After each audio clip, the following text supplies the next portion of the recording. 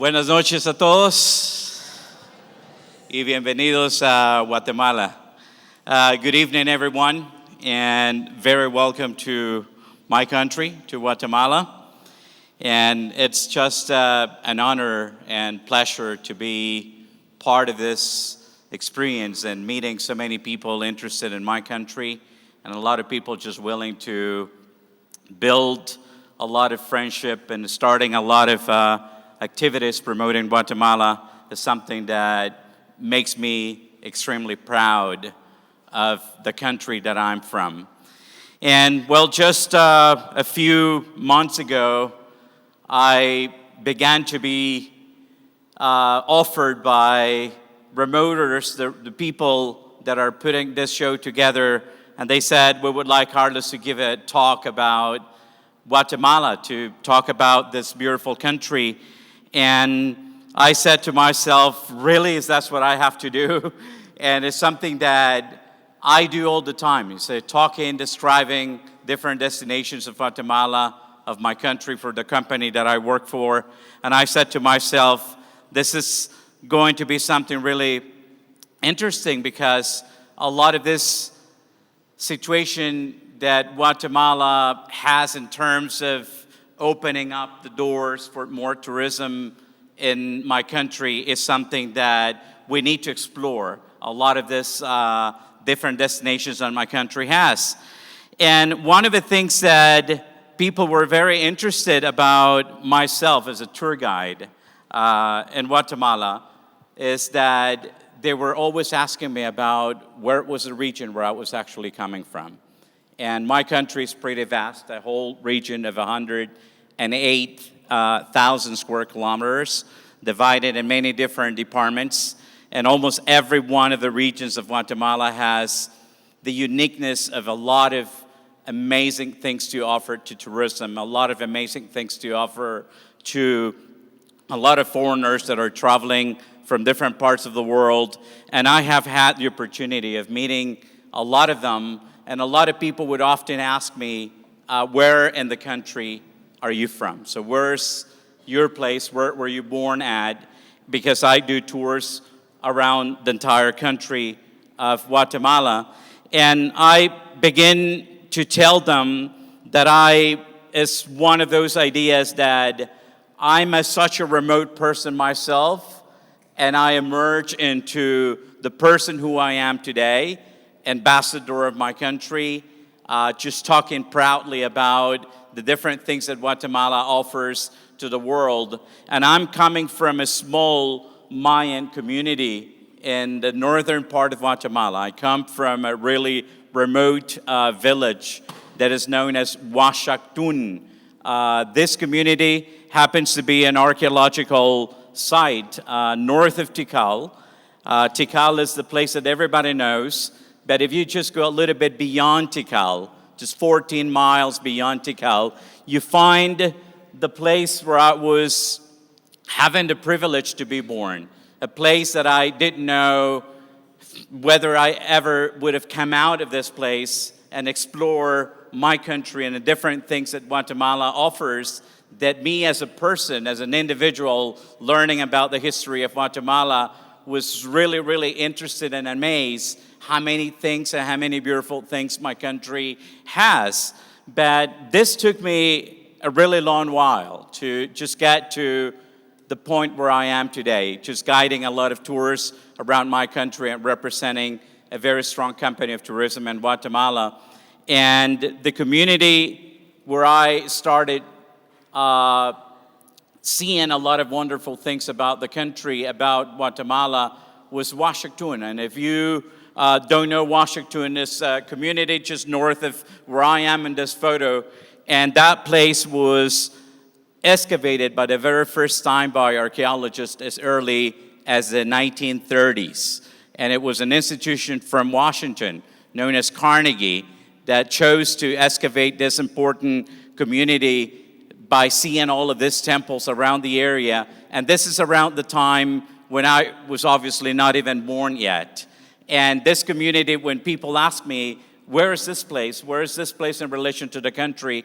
Well, the place is just the only community found in northern Guatemala, an area that covers roughly 10,000 square miles of virgin jungle, and we're surrounded by humongous nature.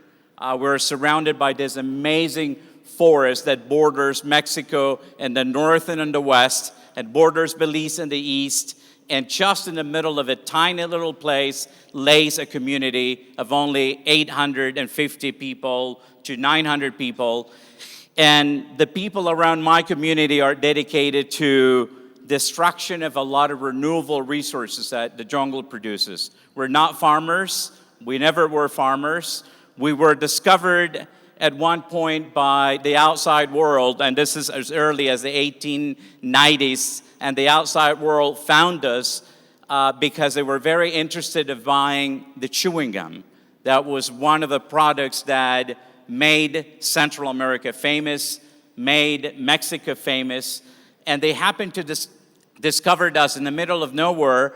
And this is back in the 1890s when there was nothing around the village, just ourselves, and depending from the life that the community could have gathered from the jungle, gathering products, eating what the jungle provides, and just living in harmony with the animals and everything around us. And this is the moment that a lot of people began to see what was found around the place, what was found around the village itself.